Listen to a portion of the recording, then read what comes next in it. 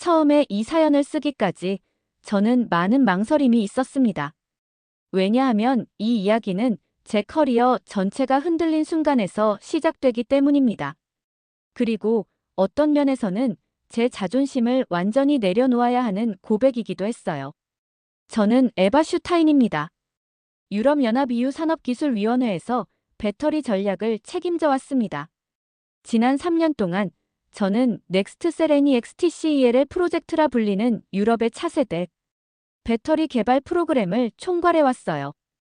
이름만 들어도 알 수 있듯 유럽 제조업의 자존심이 걸린 사업이었습니다.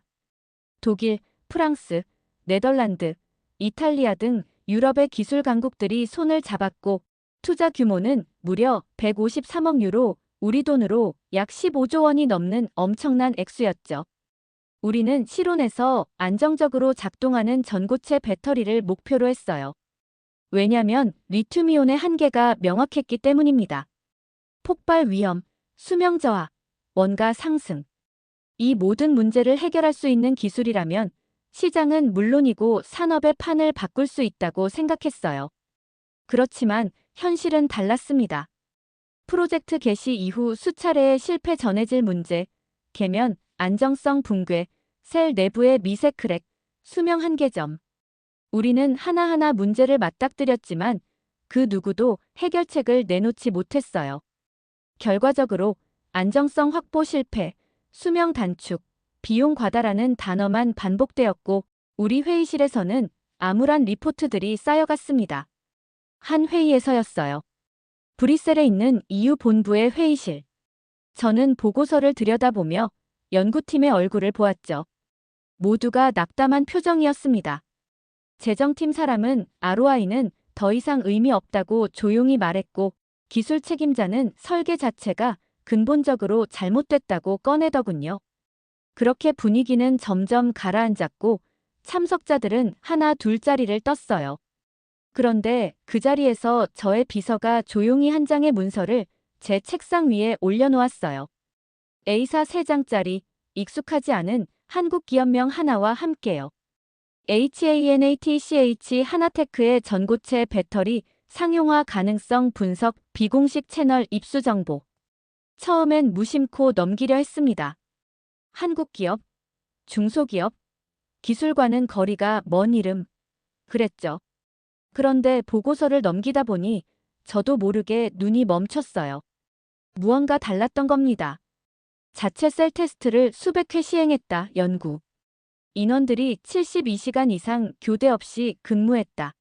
야간 로그 기록을 실시간으로 유지하며 셀 성능을 반복적으로 개선했다. 이러한 문장들이 연달아 나왔고 보고서 말미에 쓰인 문장이 저를 멈추게 만들었어요. 본 기술은 생존을 위한 집중적 R&D 과정에서 탄생한 것으로 추정됨. 생존을 위한 연구 이 표현은 제 책임 아래 수많은 보고서에서 한 번도 본 적이 없었습니다. 일반적으로는 시장성, 수익성, 원가 절감, 성능 개선 같은 키워드가 연구 보고서에 등장하죠. 하지만 이 문서에서는 생존이라는 너무나 인간적이고 본능적인 단어가 기술 개발의 중심에 서 있었습니다. 그날 밤 저는 잠을 이룰 수 없었습니다. 왜냐하면 저 자신에게 질문을 던졌거든요. 도대체 어떤 조직이, 어떤 사람들이 기술을 생존이라는 말과 함께 만든단 말인가? 저는 지금까지 기술을 경쟁의 무대라 생각해왔습니다. 누가 더 빠르고, 누가 더 효율적이고, 누가 더 많이 파느냐 그런 계산 속에서 움직여왔어요. 자본, 인력, 네트워크, 시장. 저희가 가진 건 그것들이었습니다. 그런데 여기서는 다른 것이 움직이고 있었어요. 며칠 뒤 저는 한국행 비행기에 몸을 실었습니다. 목적지는 울산, 한국의 산업도시이자 하나테크의 연구소가 위치한 곳이었습니다. EU 본부 동료들은 걱정했고 어떤 사람은 냉소했어요. 적자 기업에 왜 시간을 낭비하느냐? 한국은 결국 우리 배터리의 하청일 뿐이다는 말도 들었습니다. 실제로 미국계 투자은행에서 온 한 임원은 저에게 이렇게 덧붙였죠. 에바, 한국은 우리가 기술을 준 뒤 돈을 추출하는 구조일 뿐이야. 원천은 우리가 가지고 있어. 그 말이 왜 그토록 불편했는지, 그 말이 그렇게 가슴 깊이 박혔는지 저는 나중에야 알았어요. 그 순간 저는 분명히 깨달았습니다. 이건 단순한 기술 문제가 아니에요. 태도의 문제이자 철학의 충돌이에요. 저는 그렇게 덜컥 한국행 비행기에 올랐습니다. 마음 한켠에는 두려움이 있었고 다른 한켠에는 기대가 있었습니다. 하지만 무엇보다 큰 건 무언가 깨뜨려야 한다는 느낌이었어요. 겉보기로는 완벽해 보이는 기술이 아니라 그 기술을 만드는 사람들의 태도가 중요하다는 직감이 저를 움직였습니다. 그리고 그 직감은 울산에서 제가 마주한 풍경으로 인해 완전히 뒤집히게 됩니다. 바로 그곳에서 제가 가지고 있던 모든 기준이 흔들리기 시작했어요. 한국 땅에 도착한 건 아침 6시 20분. 인천공항에 발을 디딘 순간부터 뭔가 정돈된 느낌이 들었습니다. 공항은 조용하고 직원들은 과도하게 친절하지도 무례하지도 않았어요. 정말 딱 필요한 만큼 효율적으로 움직이더군요. 배터리 기술을 보러 온 제가 이런 소소한 디테일에 감탄하고 있는 게 이상할 수도 있지만 솔직히 말하면 그 순간부터 뭔가 다르다는 느낌이 들었습니다. 울산까지 가는 기차를 타기 전 저는 잠시 서울역 근처에서 아침을 먹었습니다. 조용한 식당, 단 2명이 운영하고 있었는데도 서비스는 빠르고 깔끔했습니다. 서빙을 하던 아주머니는 제가 한국어를 못 알아들으니 조용히 종이에 메뉴를 적어주시더군요. 이건 사소한 친절이 아니라 낯선 사람을 배려하는 일상이란 느낌이 들었습니다. 그날 오후 드디어 울산에 도착해 하나테크 본사에 들어섰습니다. 솔직히 말씀드리면 저는 처음 건물을 봤을 때 약간 실망했습니다. 국제 컨퍼런스에서 발표한 슬라이드에선 꽤 멋지게 포장된 이미지였는데 실제 건물은 오래된 창고를 개조한 느낌이었거든요.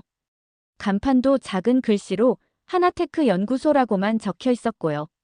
그런데 그 건물 안에 들어서는 순간 제 생각은 완전히 바뀌었습니다. 이쪽으로 오시죠. 저를 맞이한 사람은 CTO 한도윤 박사였습니다. 키가 크고 깡마른 체형, 마치 실험복을 하루 24시간 입고 살 것 같은 인상이었습니다. 그는 제게 정중하게 인사하고 연구소를 안내했어요. 그런데 그가 설명하는 기술보다도 제 시선을 빼앗은 건 연구소 내부의 공기 자체였습니다. 어디서부터 말해야 할까요? 연구소는 넓지 않았습니다. 그런데 구석구석 사람이 살고 있었습니다. 정확히 표현하자면 연구원이 아니라 전사들이었어요.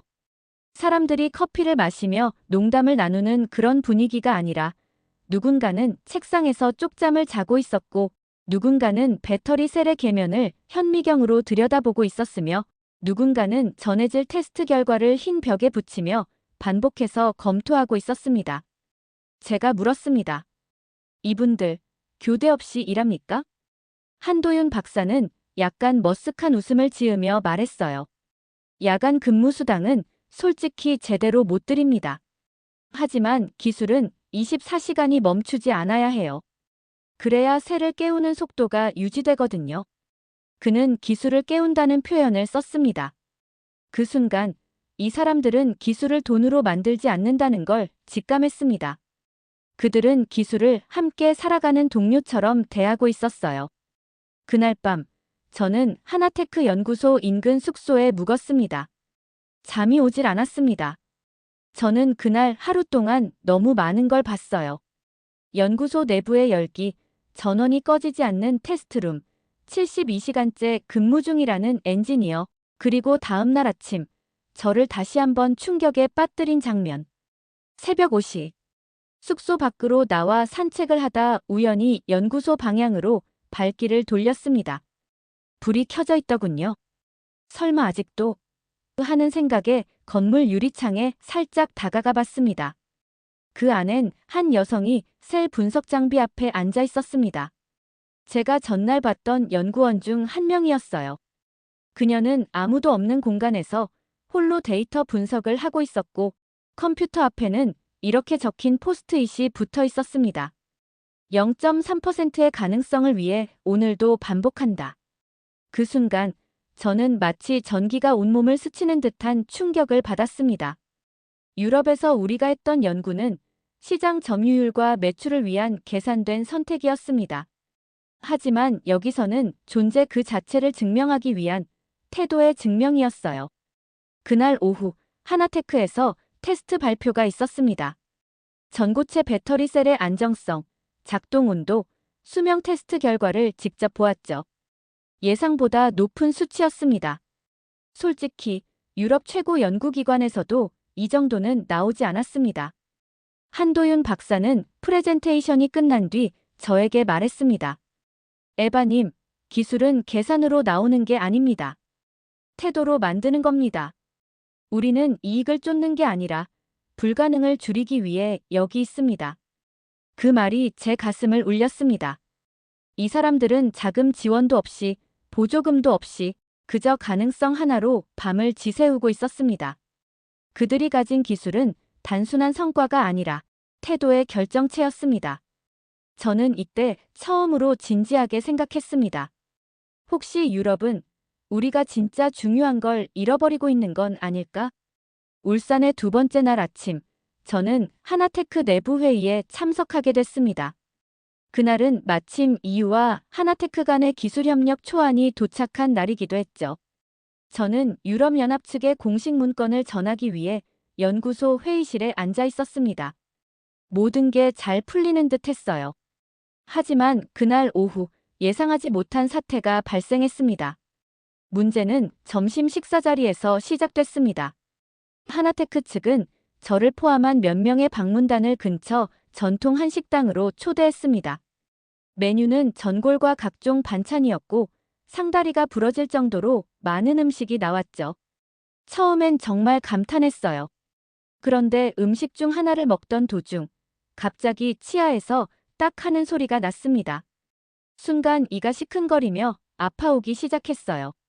몇 년 전 미국 출장 중에 받은 임시 레진 치료가 떨어져 나간 거였습니다. 저는 당황해서 젓가락을 내려놓고 물을 몇 모금 마셨습니다. 그리고 아무렇지 않은 척 앉아 있었지만 식사 내내 거의 아무것도 먹지 못했어요. 그런데 옆에 앉아있던 하나테크 연구원이 저에게 조용히 물었습니다.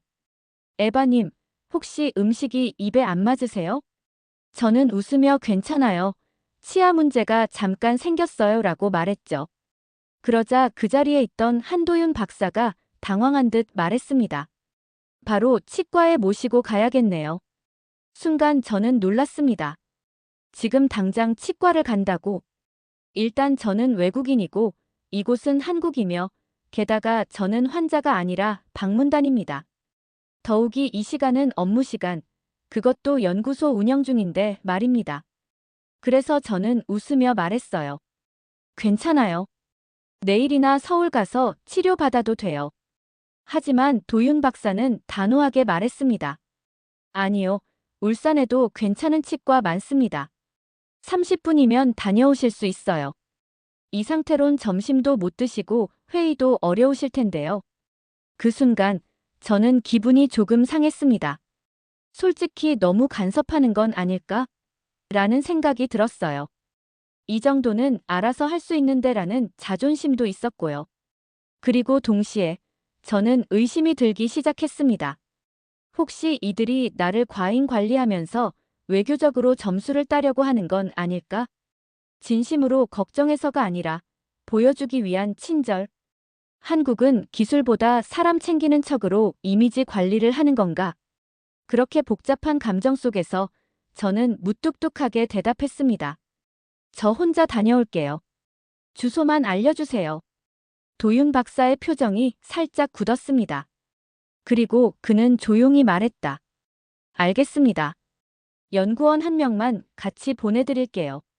언어 문제 있을 수 있으니까요. 그 후 저를 따라간 사람은 하나테크의 젊은 여성 엔지니어 이유진이었습니다. 조용하고 차분한 사람이었지만 그녀가 보여준 행동은 제 마음을 뒤흔들어 놓았습니다. 울산 시내의 작은 치과. 유진 씨가 접수부터 통역, 증상 설명까지 모든 걸 도와주었고 의사는 15분 만에 진단 후 레진 재부착 치료를 해주었습니다. 치료비는 고작 12,000원이었습니다. 12,000원. 유럽에서는 초기 진단만 해도 60유로 이상이 들고 예약은 기본 2주입니다. 이곳은 대기 시간도, 절차도, 비용도 말도 안 될 정도로 효율적이었습니다. 치료를 마치고 나오는데 유진 씨가 이렇게 말했어요. 에바님, 죄송해요. 저희가 너무 서두른 것 같아서요. 저는 대답하지 못했습니다. 왜냐하면 제 오해가 너무 부끄러웠거든요. 이들은 점수를 따기 위해 움직인 게 아니었어요. 진심이었습니다. 그저 누군가가 불편해 보이니 자연스럽게 도와주려 한 거였어요. 그건 문화였고, 태도였고, 기술이 태어나는 바탕이었습니다. 그날 밤, 저는 하나테크 기숙사 앞 벤치에 앉아 생각에 잠겼습니다. 지금껏 제가 속해 있던 유럽의 기술 현장은 철저히 구조화되고 계산된 세계였습니다. 물론 그게 나쁘다는 건 아닙니다. 하지만 그 구조 안에 사람이 빠져 있었다는 사실을 저는 한국에서 처음 느꼈습니다. 도윤 박사의 말이 떠올랐습니다. 기술은 철학입니다. 계산이 아니라요. 그리고 유진 씨의 말도요. 우리는 이익을 위해서가 아니라 불가능을 줄이기 위해 일해요. 그 순간 저는 알았습니다.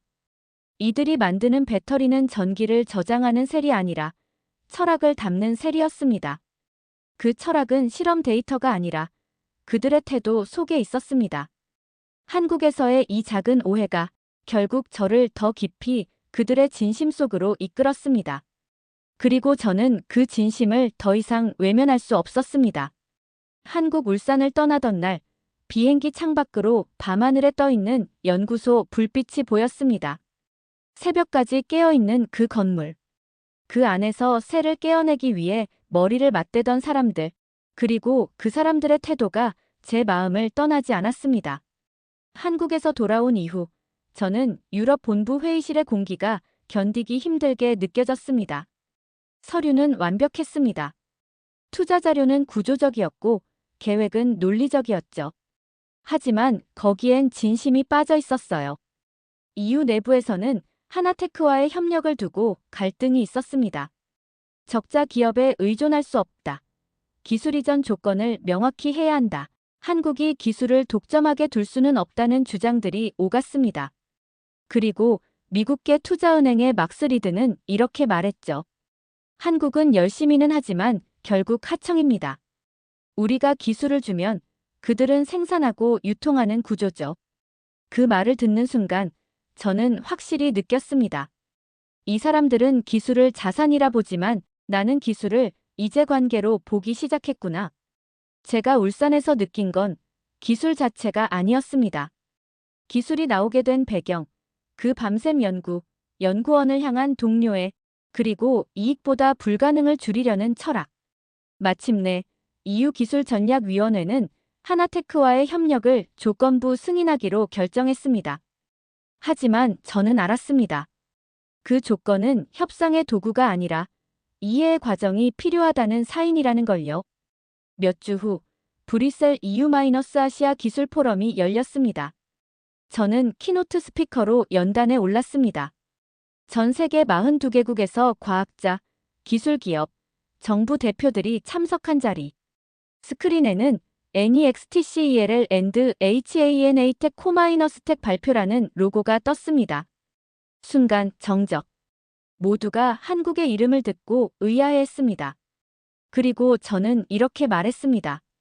여러분, 저는 기술 전략가이기 이전에 연구의 현장을 직접 다녀온 사람입니다. 유럽은 153억 유로를 투자했고 우리는 실패했습니다. 그런데 울산이라는 도시의 작은 연구소에서는 그보다 작지만 깊은 철학이 기술을 깨우고 있었습니다. 그들은 낮에는 연구하고 밤에는 새를 기록했습니다. 주말에도 실험을 반복했고 보조금 없이도 버텼습니다. 제가 물었습니다. 왜 이렇게까지 하시냐고. 그들은 대답했습니다. 기술은 이익이 아니라 불가능을 줄이는 거라고요. 그 순간 저는 깨달았습니다. 기술의 국적은 중요하지 않습니다. 중요한 건 누가 진심으로 미래를 믿고 있는가입니다. 제 연설이 끝난 후 한참 동안 박수가 이어졌습니다. 막스 리드도 조용히 자리에서 일어나 박수를 쳤습니다. 그 표정에는 뭔가 달라진 것이 느껴졌어요. 한국을 하청이 아닌 파트너로 받아들이기 시작한 표정이었어요. 그 후 하나테크는 유럽과의 공동 개발을 시작했고 전고체 배터리 공동 특허를 출원했습니다. 기술은 그렇게 국경을 넘었고 마음을 잇기 시작했죠. 그리고 저는 지금 다시 울산으로 향하는 비행기 안에서 이 글을 쓰고 있습니다. 그 연구소의 불빛이 보고 싶어서요. 계속 켜져 있을지 모르지만 꺼져 있어도 괜찮습니다. 왜냐하면 그 불빛은 제 마음속에 켜졌거든요. 그건 더 이상 셀셀의 기술이 아니라 사람 휴먼의 철학이었습니다. 그 철학이 저를 바꿨고 유럽을 바꾸고 있으며 언젠가 이 세상의 에너지마저 바꿀 거라고 저는 믿습니다. 사연을 마치며 기술은 돈으로 태어나지 않습니다. 진정성에서 태어납니다. 우리가 협력한 것은 기업이 아니라 태도였습니다.